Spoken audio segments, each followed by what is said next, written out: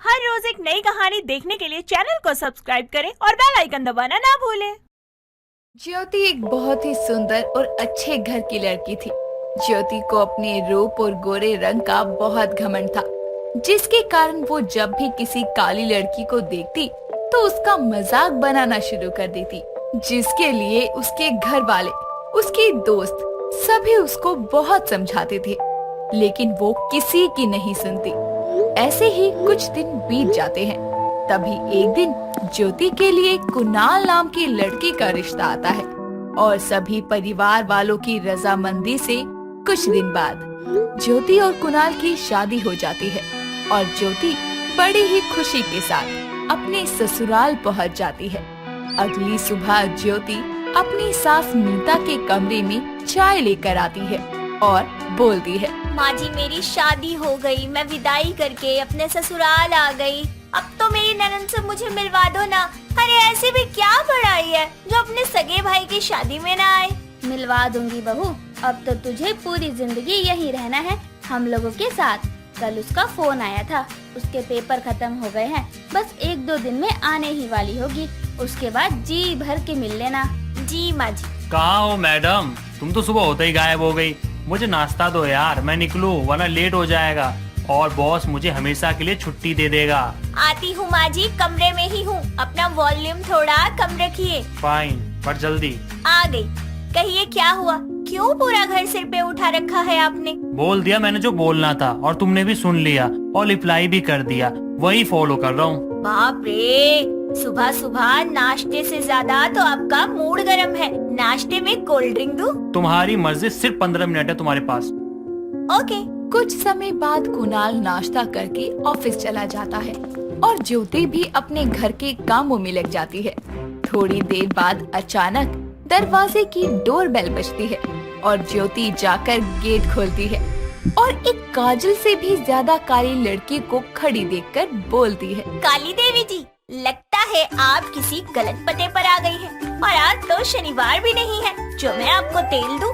ये क्या मजाक है? आप हो कौन जो मेरे घर में ही खड़ी होकर मेरा मजाक बना रही हो? तुम्हारा घर, तुम्हारा दिमाग खराब है। देखा है अपने आप को, तुम घर के किसी बर्तन से भी मैच नहीं खाती। अच्छा जी, तो आप मुझे बताएंगी कि मैं अपनी फैमिली से मैच करती हूँ कि नहीं? गुड। देखो मेरा टाइम खराब मत करो और जाओ यहाँ से। तुम जैसी काली भूतनी का रिश्ता मेरे घर के कभी तवे से ना हो। आई बड़ी घर की बेटी बनने वाली। मेरे पूरे खानदान में किसी के ऊपर काला निशान तक नहीं है और खुद को देखो, जिसमें काले के सिवा कुछ दिखाई ही नहीं देता। अरे कोई लेना देना नहीं है तुम्हारा इस घर से। हद है यार, आप हो कौन जो मेरे ही घर में खड़ी होकर कब से मेरे ऊपर कमेंट्स करती जा रही हो? माँ माँ। ज्योति और रूपा दरवाजे पर खड़े होकर बहस कर ही रहे होते हैं कि तभी रूपा जोर से अपनी माँ को आवाज देती है, जिसे सुनकर उसकी माँ मीता अपने कमरे से बाहर आती है और रूपा को गेट पर खड़ी देखकर हैरान हो जाती है और दरवाजे पर जाकर चुपचाप बिना कुछ बोले रूपा का हाथ पकड़कर उसे अंदर ले आती है, जिसे देखकर ज्योति को बहुत हैरानी होती है और वो बोलती है, माँ जी आप इस लड़की को घर के अंदर क्यों लेकर आई हैं? ये लड़की हमारे घर से जरा भी मैच नहीं खाती। देखो कितनी काली है ये। पहले तो आप अपनी बकवास बंद करो। आखिर ये है कौन माँ जो कब से मुझे काली काली बोल रही हैं? हाँ तो हाँ बोलूंगी ना। तुमसे तो कम काला काजल होता है। कभी देखा है खुद को आईने में? काली भूतनी। भूतनी? तुमने मुझे भूतनी कहा? तुम अभी निकलो इस घर से, निकलो। पागल लड़की, तू निकल मेरे घर से। अरे बस करो तुम दोनों, बिल्कुल चुप हो जाओ दोनों की दोनों।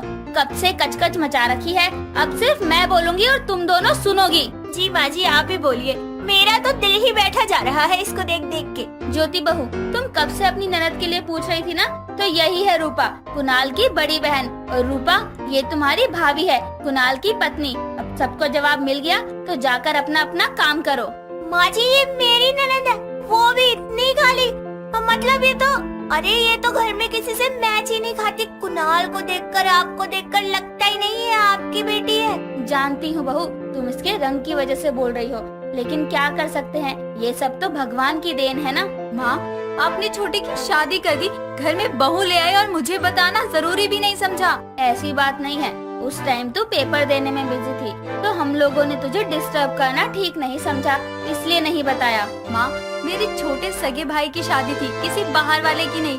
लेकिन आप सीधे सीधे बोलिए ना कि आपने मुझे मेरे काले रंग की वजह से नहीं बुलाया। आज तक सिर्फ बाहर वाले लोग मेरा मजाक बनाते थे, लेकिन घर वालों ने भी मुझे नहीं छोड़ा। माँ, आपने ये ठीक नहीं किया। तो क्या करती, तुझे बुलाकर अपने बेटे का रिश्ता भी तुड़वा देती क्या? तेरी शादी तो तेरे रंग की वजह से नहीं हो रही, अब तेरे भाई को भी कुंवारा बैठाए रखती। इतना कहकर रूपा अपने कमरे में चली जाती है और सभी लोग अपने काम करने लगते हैं।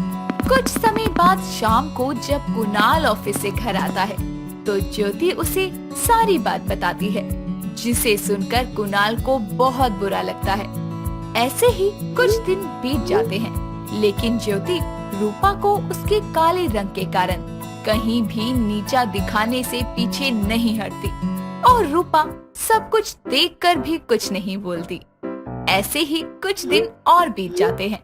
तभी एक रोज ज्योति के मायके से उसकी माँ का कॉल आता है और वो सभी को अपने घर बुलाती है, जिसे सुनकर ज्योति के दिमाग में रूपा की इंसल्ट करने का एक और प्लान आता है और वो अपने सभी घर वालों को लेकर अपने मायके जाती है। सभी लोग आपस में खड़े होकर बातें कर रहे होते हैं। तभी वहाँ ज्योति का कजन ब्रदर प्रिंस आकर बोलता है, और कैसी हो ज्योति, कैसी चल रही है आपकी मैरिड लाइफ? एकदम मस्त हूँ भैया, अपना बताइए। पहली बात तो ये कि मैं आपसे बहुत गुस्सा हूँ, आप मेरी शादी में क्यों नहीं आए? ज्योति, आपको तो पता ही है मेरे एग्जाम थे, वरना मैं कभी आपकी शादी मिस नहीं करता। लेकिन अब जो हो गया उसे भूल जाओ और अपनी न्यू फैमिली से तो मिलवाओ। Okay fine. प्रिंस के कहने पर ज्योति अपने ससुराल वालों को प्रिंस से मिलवाती है, सिवाय रूपा को छोड़कर। कुछ समय बाद अचानक प्रिंस की नजर रूपा पर जाती है, जिसे देखकर वो रूपा के पास जाकर बोलता है, हे पहचाना प्रिंस, तुम यहाँ कैसे? हेलो जी, पहचान लिया मैंने आपको। मेरे साथ एग्जाम सेंटर में आप भी तो थे। ये मेरी भाभी का मायका है। मतलब ज्योति आपकी भाभी है? तब तो हम रिश्तेदार हो गए। मतलब नहीं समझी मैं आपका। मतलब मैं ज्योति का कजिन ब्रदर हूँ। ओके, आई एम सॉरी, मुझे नहीं पता था। रूपा और प्रिंस आपस में बातें कर रहे होते हैं। तभी ज्योति वहाँ अपने कुछ फ्रेंड्स के साथ आती है और उसके काले रंग को लेकर मजाक बनाना शुरू करती है। सभी लोग उस पर हंसना शुरू कर देते हैं और रूपा की आंखों में आंसू आ जाते हैं। और ये सब देखकर प्रिंस बोलता है, ज्योति, तुम एक पढ़ी लिखी लड़की होकर किसी को उसके काले रंग से कैसे जज कर सकती हो? तुम खुद अपनी फैमिली का मजाक बना रही हो, तो बाहर वाले तो बनाएंगे ही। शायद तुम भूल रही हो कि आज के टाइम पर किसी को भी उसके कलर से नहीं बल्कि उसके हुनर से जज किया जाता है। आप मेरे भाई होकर इसका साथ दे रहे हैं? अरे आप तो इसे जानते तक नहीं हैं।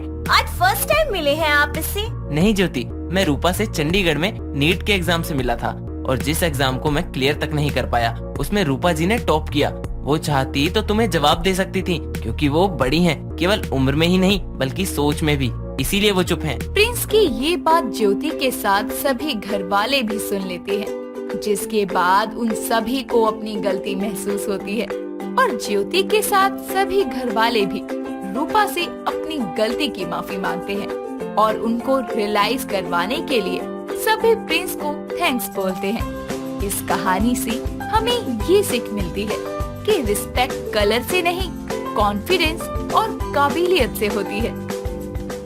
संजय अपनी माँ सुजाता और पिता राजेश के साथ रिश्ता लेकर आशिमा नाम की लड़की के घर जाता है। आशिमा के घर में बस उसके पिता थे। संजय अपने माता पिता के साथ उसके घर पहुंचता है, जिसके बाद आशिमा उनके लिए चाय नाश्ता लेकर आती है। तभी रमेश बोलता है, हमारी आशिमा बहुत ही समझदार और गुणी है। इसकी माँ के गुजर जाने के बाद इसने ही घर संभाला है। अब तो बस मेरा यही सपना है कि इसकी शादी किसी अच्छे से घर में हो जाए। अंकल जी, क्या मैं आशिमा से अकेले में बात कर सकता हूँ? हाँ हाँ बेटा, क्यों नहीं, आखिर तुम दोनों की रजामंदी सबसे जरूरी है।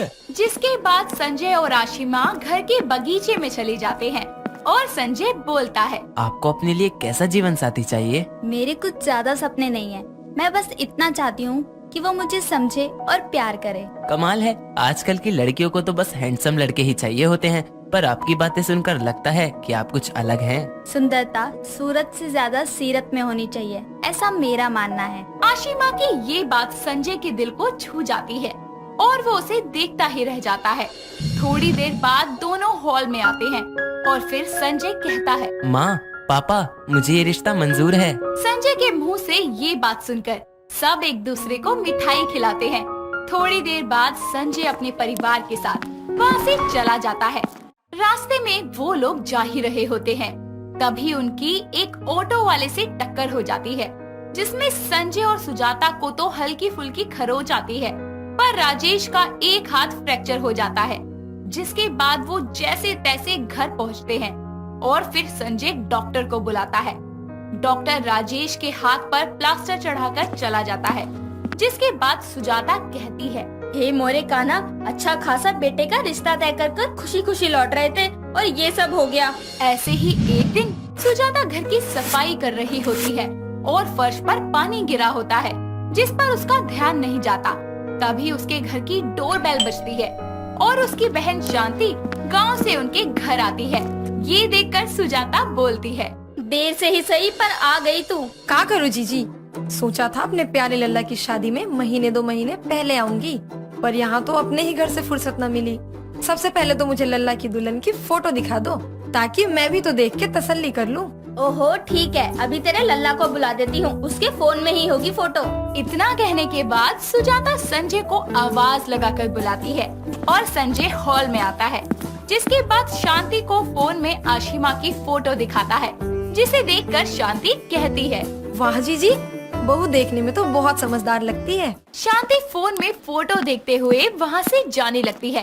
तभी वो उस पानी वाली जगह पर फिसलकर जोर से गिर जाती है, जिससे संजय का फोन भी गिरकर टूट जाता है। जिसके बाद शांति बोलती है, अरे जीजी, मेरी तो कमर ही टूट गई। अरे लल्ला, जरा मदद तो कर दे अपनी मौसी की। संजय और सुजाता शांति को उठाकर सोफे पर बिठा देते हैं। जिसके बाद शांति मुंह बनाकर बोलती है, आय हाय, इस मनहूस की फोटो देखने भर से ही मैं फिसल कर गिर गई। जब सामने से दर्शन होंगे तो ना जाने क्या ही होगा। कुछ भी बोलती है तू तो। अरे जीजी, आप जो कहो, पर मुझे तो आभास हो रहा है कुछ तो गड़बड़ है इस लड़की में। ऐसे ही दिन गुजरते हैं और शादी का दिन आ जाता है। आशिमा के घर में सारी तैयारियां हो गई थी और सब बहुत खुश थे। वहीं संजय भी दूल्हा बनकर अपने घर के दरवाजे पर खड़ा होकर घोड़ी का इंतजार कर रहा होता है, पर अभी तक घोड़ी वाला घोड़ी लेकर नहीं आता। राजेश घोड़ी वाले को कॉल करता है, अरे पेलू भाई, और कितनी देर लगेगी घोड़ी आने में? मेरी घोड़ी नहीं मिल रही है, आप कोई और घोड़ी देख लो। इतना कहकर पेलू राम कॉल कट कर देता है और इतनी जल्दी दूसरी घोड़ी का मिलना बहुत मुश्किल था। इसलिए बारात कार से ही लड़के वालों के घर जाती है, जहां बारात का स्वागत फूलों की बारिश के साथ किया जाता है। दूल्हा दुल्हन मंडप में बैठे होते हैं। तभी रमेश पंडित को ना देखकर राजेश से बोलता है, भाई साहब, पंडित जी कहीं नजर नहीं आ रहे, आपके साथ नहीं आए क्या? वो पंडित जी की डेथ हो गई है। क्या? तुझे कैसे पता बेटा? मैंने रास्ते में उन्हें कॉल किया था, तब मुझे पता चला। हे भगवान, शादी कराने वाला पंडित ही दुनिया में नहीं रहा।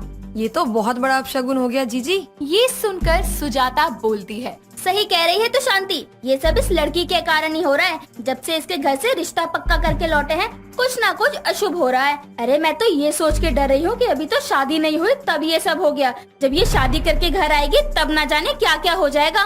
बहन जी, ये आप क्या कह रही हैं? पंडित जी नहीं रहे तो भला इसमें मेरी बेटी का क्या कसूर? हाँ भगवान, ये शादी के अच्छे मौके पर क्या अशुभ अशुभ की बातें किए जा रहे हो?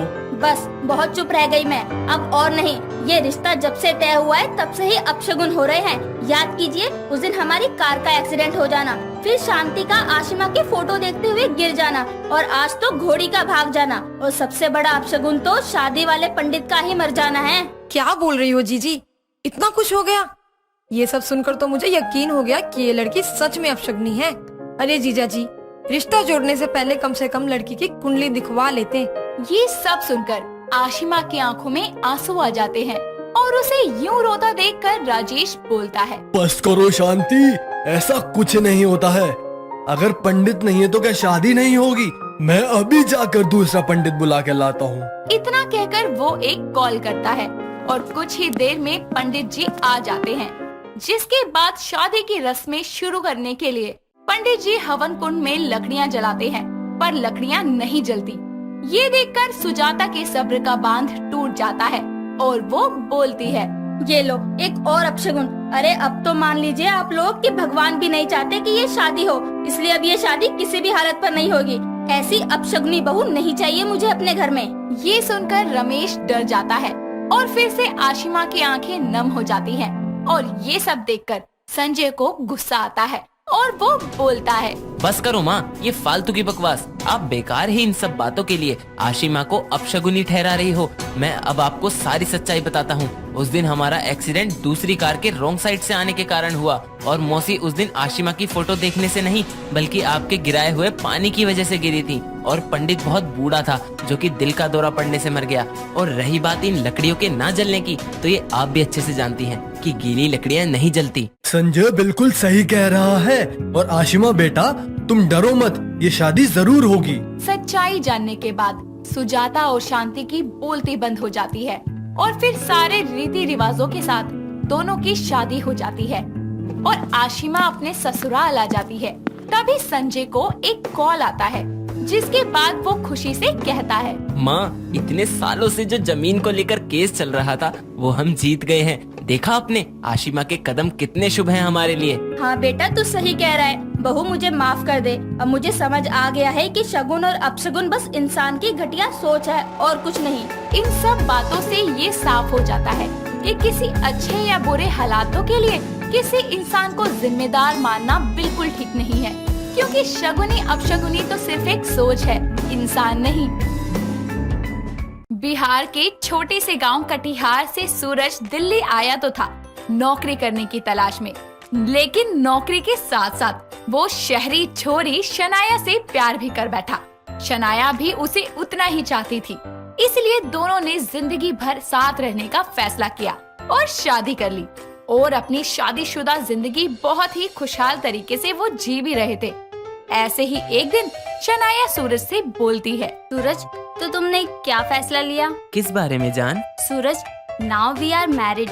ये बात तुम अपनी माँ को कब बताने वाले हो? ओह हाँ, वो एक्चुअली मैं जानता हूँ कि माँ हमारी शादी की बात सुनकर कैसा रिएक्ट करेंगी, इसीलिए मैं उन्हें ये बात बताने में थोड़ा हिचकिचा रहा हूँ। Oh come on Suraj, she is your mom. कैसा भी रिएक्शन दे, इस डर से तुम उनसे बात कब तक छुपाओगे? इस चक्कर में कहीं वो गांव में मेरी सौतन ना ढूंढ ले। देखा है मैंने फिल्मों में, टिपिकल मॉम्स बेटों के लिए पहले से ही लड़की देख लेती हैं। ओह, तो तुम इस बात से डर रही हो। रिलैक्स, ऐसा कुछ भी नहीं होगा। मैं माँ को जल्द ही सब कुछ बता दूंगा। इतना कहकर वो शनाया को अपने गले से लगा लेता है। ऐसे ही समय बीतता है और एक दिन शनाया हॉल में बैठकर मैगजीन पढ़ रही होती है कि तभी उसके मेन गेट को कोई जोर जोर से पीटता है और इस आवाज से परेशान होकर वो गुस्से में दरवाजा खोलती है तो उसके सामने एक अधेड़ उम्र की औरत खड़ी होती है, जिसके कंधे पर बड़ी सी पोटली, हाथ में बड़ा सा स्टील का बक्सा होता है। उसे देखकर शनाया बोलती है, अरे ये दरवाजा है, मंदिर की घंटी नहीं जो इतनी जोर जोर से पीटी जा रही हो, समझी? और हो कौन तुम? अरे पहले ये बतावा कि कंचनिया सेव की पहचान पूछे वाली तू कौन है? मैं इस घर की मालकिन हूँ और यहाँ किससे मिलना है तुम्हें? अच्छा, तो तू है हमारी बहुरिया। अरे दूर काहे खड़ी है, यहाँ आके अपनी सास के गोर लाग। उसकी बात सुनकर शनाया उसे नीचे से ऊपर तक घूर कर देखने लगती है और खुद से बोलती है, ये और मेरी सास, ये औरत जरूर पागल वागल होगी। और वैसे भी सूरज की माँ कैसी भी होगी, पर इसके जैसी नहीं हो सकती। ए बहुरिया, तोरे कानपुर में हड़ताल है का? कब से धूप में भारी वजन लेके खड़े हैं, ना तो तू गोर लग रही है ना ही हमको अंदर बुलावत है। कहीं हमके देख के तो के झटका तो नहीं लग गवा? ये देखो, तुम जो भी हो अभी के अभी यहाँ से निकलो, समझी? जानना पहचान तो मैं कैसे मान लूँ कि तुम मेरी सास हो? चलो दूर हटो दरवाजे से। अरे मैंने कहा दूर हटो। शनाया उस औरत का हाथ पकड़कर उसे हटाने लगती है। तभी वो देखती है कि उसका पति सूरज दोनों हाथ में बैग लटकाए हुए आ रहा होता है। जब वो शनाया को ऐसे देखता है तो वो बोलता है, शनाया ये क्या कर रही हो? छोड़ो माँ का हाथ। माँ, तो क्या सच में ये मेरी सास है सूरज? हाँ, तो इतनी देर से फालतू में बहुरिया बहुरिया कहे जा रहे थे। काहे सूरजवा, कैसन लड़की से बियाह चालिए हो? अपनी सास को नहीं पहचाना था ही। वो माँ, शनाया को पता नहीं था कि तुम आने वाली हो। आप चलो ना अंदर, कब तक बाहर खड़ी रहोगी? हाँ हाँ सासू माँ, आइए ना अंदर। जिसके बाद तीनों अंदर जाते हैं। शनाया सूरज को कोहनी मारते हुए कुछ बोलने ही वाली होती है कि तभी सूरज धीरे से उसके कान में बोलता है। सॉरी यार, वो मैं तुम्हें बताना भूल गया कि मैंने माँ को हमारे बारे में एक वीक पहले बताया था। मुझे लगा माँ नाराज हो जाएंगी, लेकिन वो तो बिना बताए ही दिल्ली चली आई। और इनका इतना सारा सामान देखकर तो लगता है कि यहाँ हमेशा के लिए बसने आई हैं। ये सच में तुम्हारी माँ है Suraj? I literally can't believe. इतना कहकर वो अपनी सास की खातिरदारी में लग जाती है और ऐसे ही कुछ दिन बीतते हैं और एक दिन सूरज और शनाया बैठकर नाश्ता कर रहे होते हैं। तभी उसकी सास कंचन अपने कमरे से आती है। आप उठ गई सासू माँ, आइए नाश्ता कर लीजिए। चलो, बहुरिया ने नाश्ते के लिए तो पूछा, एक ई है हमारी कोक का जना, शादी कर लिया और हमको बताया तक नहीं। सही कहते लोग, शहर की हवा में आकर लोग बोरा ही जाते हैं, जैसे हमारा सूरजवा तोरे पीछे बोर आ गया है। माँ, अब मुझे माफ भी कर दो और मेरी बीवी के सामने कम से कम मेरा नाम तो सही से ले लिया करो। ये क्या सूरजवा सूरजवा कह के बुलाती रहती हो? हाँ सासू माँ, और आप ये कैसी बोली बोलती हो? आधी बात तो मेरे सर के ऊपर से जाती है। अरे क्या बुराई है हमारी भाषा में, चाहे देश हो या विदेश। भोजपुरी भाषा बोलने वाले हर जगह छाए रहते हैं। और तू भूल गवा का, गाँव में यही भाषा में हमके माई माई कह के बुलावत रहा तू। मैं कुछ नहीं भूला माँ। चलिए आप नाश्ता कीजिए, मैं निकलता हूँ। बाय शनाया। का बोला? किसकी आया? सासू माँ, आया नहीं, शनाया। मेरा नाम है शनाया। ये भी कोनो नाम हुआ? नाम तो हमार जैसन होके के चाहिए। तो के पता है बहुरिया, सब गांव में हमके प्यार से कंचनिया कंचनिया कह के पुकारत रहे। कंचन उससे बातें करने लगती है और सूरज ऑफिस के लिए निकल जाता है। ऐसे ही समय बीतता है और शनाया को अपनी भोजपुरी सास की अजीबोगरीब हरकतें देखने को मिलती है। ऐसे ही एक दिन शनाया सब्जी लेने के लिए मार्केट जा रही होती है। तभी उसकी सास बोलती है, ए बहुरिया, इतना मटक मटक के कहाँ जाते हैं? सासू माँ, मैं मार्केट जा रही हूँ। हाय दैया, कहाँ जाते हैं मार काट करने? सासू माँ, मार काट नहीं, मार्केट। अरे यार, हिंदी में क्या होता है? हाँ सासू माँ, मैं सब्जी मंडी जा रही हूँ। वो ना आलू गोभी टमाटर सब मिलता है जहाँ। हाँ हाँ, हम बूझ गए। इतना विस्तार से जाने का कोनो जरूरत नहीं है, काहे कि हम गांव से जरूर है पर गंवार नहीं है। तो हम भी तोरे साथ चलते हैं मंडी। यार, ये भोजपुरिया सास साथ गई तो भोजपुरी बोल बोल के सर में दर्द कर देगी। ऊपर से मोहल्ले वालों के सामने भी मुझे एम्बैरस करेगी। सासू माँ, वो मार्केट में बहुत भीड़ रहती है, आप परेशान हो जाएंगी। मैं ले आती हूँ ना सब्जी। अरे तू हमारी चिंता मत कर, और हम परेशान नहीं होते, बल्कि उल्टा हम लोगन के परेशान कर देते हैं। उसके इतना कहने पर ही शनाया को ना चाहते हुए भी कंचन को भी अपने साथ मार्केट ले जाना ही पड़ता है। मार्केट में एक जगह सब्जी लेते हुए कंचन सब्जी वाले से बोलती है, ये गोभी कौन भाव बेचा तो बबुआ? 50 रुपए किलो बेचा थे काकी, आप कहो तो 40 लगा देंगे। तुम तो हमका बिहार के लागत हो। कौन जिला से हो बबुआ? छपरा से काकी। हाँ भैया, 40 रुपए कहा ना, तो 2 किलो कर दो। बहुरिया, ये तो अपने बिहार का ही निकला, ई के साथ का मोल भाव करना। बिहार से है तो क्या फ्री में दे देगा सब्जी? और ये भी काकी ऐसे बोल रहा है जैसे सच में इनका रिश्तेदार हो। जिसके बाद दोनों सास बहू घर वापस आ जाती हैं। ऐसे ही समय गुजरता है और एक दिन शनाया सूरज से बोलती है, सूरज, मेरी कुछ फ्रेंड्स कल घर आ रही हैं, तो क्या तुम कल घर पर ही रह सकते हो? वो सब तुमसे मिलना चाहती हैं। Sorry baby, because tomorrow I am really busy. का बोला? दैट्स नॉट फेयर सूरज। अब ई का बोला था? तुम दोनों में से कोई हमका कुछ बताई कि नहीं? देखिए ना सासू माँ, कल मेरी कुछ सहेलियाँ आ रही है, पर इन्हें तो अपने काम की ही पड़ी है। अरे ये बकलोल तो ऐसा नहीं है, पर तू चिंता मत कर बहुरिया, तू अपन सहेलियों का हमसे मिलवाई लियो। हाँ हाँ सासू माँ, आपसे तो जरूर ही मिलवाऊंगी। और अगले दिन जब शनाया की सहेलियाँ घर आती है, तब कंचन कपड़े से टेबल साफ करते हुए बोलती है, आज तो हम टेबलवा के अच्छे से शीशा जैसन चमका के ही छोड़िए। चल कंचनिया, बहुरिया के सहेलियन के आने से पहले ही काम खत्म कर ले। ओ नौकरानी, तुम्हें दिखता नहीं है क्या कि घर में मेहमान आ चुके हैं? जाओ और हमारे लिए ठंडा पानी लेकर आओ। और हाँ, अपनी मालकिन को कह देना कि काया छाया आ गई है। ओ जरा अपन आवाज के नीचे रखा, और हम तो के नौकरानी दिखत है का? अब ऐसे गवारों से बोली, कोई मालकिन तो बोलेगी नहीं, तो तुम नौकरानी ही होगी। तभी शनाया वहाँ आती है और गुस्से में अपनी सहेलियों से बोलती है। ये तुम दोनों किस तरह से बात कर रही हो इनसे? ये मेरी सास है, समझी तुम दोनों? क्या ये भोजपुरी बोलने वाली तेरी सास है? देख, अब चाहे बुरा लगे या कुछ, मैंने तो सच कहा है और यही सच है। अगर ऐसा है तो जिन पैरों को इतना कष्ट देकर तुम लोग यहाँ आए हो, उन्हीं पैरों के साथ वापस लौट जाओ। शनाया, तू हमसे ऐसे कैसे बात कर सकती है भला? ए बहुरिया, जाने दे। हमारी वजह से काहे तू अपनी सहेलियों से झगड़ा मोल लेते हैं। सासू माँ, मुझे ऐसी सहेलियों की बिल्कुल भी जरूरत नहीं है जो मेरे ही घर में मेरे ही सामने आपकी इंसल्ट करे। तुम लोग अभी तक यहाँ खड़ी हो, सुनाई नहीं दिया क्या? निकलो यहाँ से। शनाया के इतना कहते ही काया और छाया वहाँ से पैर पटकते हुए निकल जाती हैं और कंचन अपनी बहू का अपने लिए आदर सम्मान देखकर बहुत खुश होती है और उसे गले लगाकर बोलती है। बहुरिया, आज तूने हमारा दिल जीत लिया। तू हमारी इतनी इज्जत करत है, ये जानकर हमारा दिल तो खुशी से बाग बाग हो गवा। सासू माई, चाहे कुछ हो, हमें अपनी भोजपुरिया सास बहुत प्यारी है। आई हो दादा।